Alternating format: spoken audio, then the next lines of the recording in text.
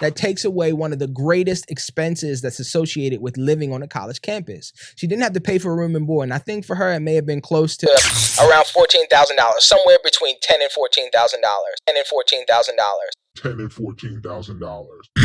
you're in college and you've already borrowed a bunch of student loans, but you don't want to borrow the next year or the year after. Well, this is exactly what you should do.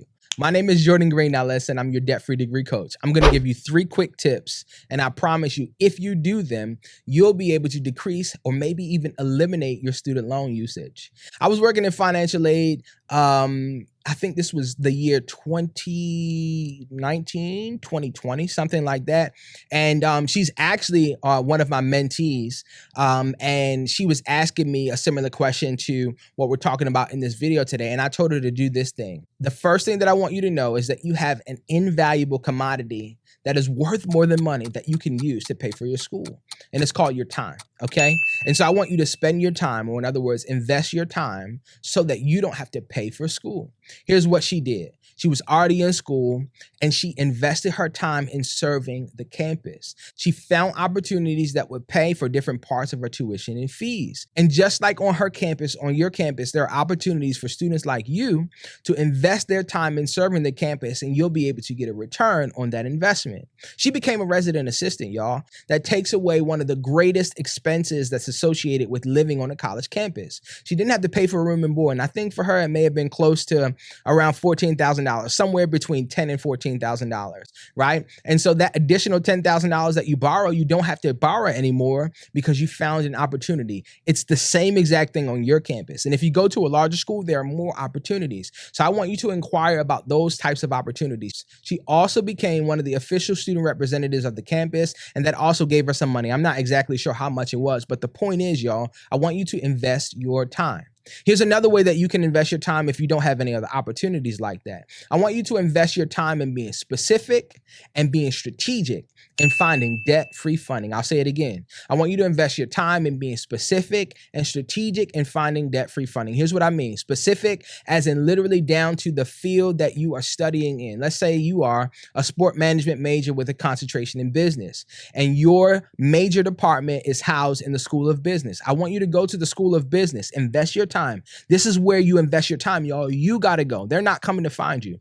I want you to go to the dean, the head, the whomever's in charge. I want you to go to them and introduce yourself. Hi, my name is Jordan Green-Ellis. I've got a 3.5 GPA. I wanted to know about any funding opportunities that you have for students like me. And so that's specific to your major as well as strategic and how you're going to approach it. And you can replicate this process not just with where you study, right? You can do this exact same process in your neighborhood, the large and even the small corporations, the community groups. I want you to get active in this, y'all, especially if you've already borrowed a bunch of debt. Don't think that you're going to just get the money, okay? Don't think that you're going to just run into it. You got to go get it. It's not by happenstance. It's not just by chance. It's not done haphazardly. It is done with specificity and strategy. And so I want you to implement these steps, all right? Now, the next thing that I want you to know is that if you absolutely, positively, you have no other options but to borrow, don't make the mistake of borrowing too much. Did you know that if you only have a $2,000 balance, but they offer you a $3,000 loan, that you don't have to take the full amount of the loan, y'all?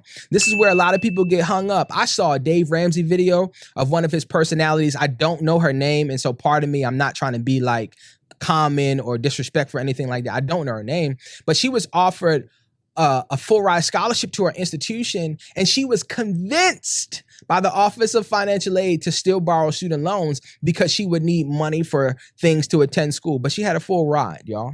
And so what I'm saying is this, not that the Office of Financial Aid is going to try to strong arm you. They might, right? But not inherently.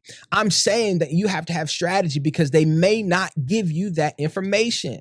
They're probably going to try to just get you in and out. Why? Because they've got thousands of students just like you in financial crisis, and they want to get stuff over with. I was one of them, okay? And so I'm not telling you because this is something that I heard about. I'm not telling you from a place of experiment. This is not something that I read about, okay? This is something that I've experienced, and this is exactly why I wrote my book all about how to decrease and eliminate student loan debt. And I've got a chapter all for students who are in crisis situations just like this. So I want you to invest your time. I want you to get active. I want you to be proactive in this so that in the following years, while you're getting your college degree, you don't have to borrow. And the last thing, I almost forgot. The last thing that I want you to do is this.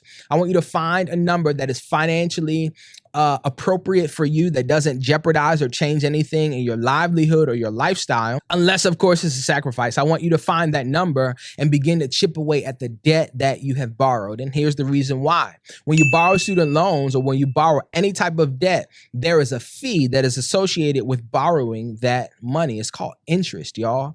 And so that $2,500 loan that you borrowed in your freshman year with that 4.5% interest rate is not going to be $2,500 when you graduate in most cases, right? Sometimes the interest grows after you graduate, but the point is that interest is what makes student loans such a bad idea. You're not just paying $2,500 back. That $2,500 is going to be probably close to about $3,000 or $4,000 by the time you graduate, especially if you make no payments. It's going to keep growing. So I want you to chip away at that debt that you've borrowed so that you can graduate debt-free. This video was extremely long, but of course, you already know I got more knowledge just for you and your family so that you can get that debt-free degree. You don't got to do debt, y'all. You can be strategic. You can graduate debt-free so that your future won't be plagued by student loan lenders. My name is Jordan Green-Ellis, and I'm your debt-free degree coach. Make sure that you hit that follow button. Make sure that you hit that plus, subscribe wherever you're watching this. Make sure that you stay in the loop so that you can be well on your way to getting that degree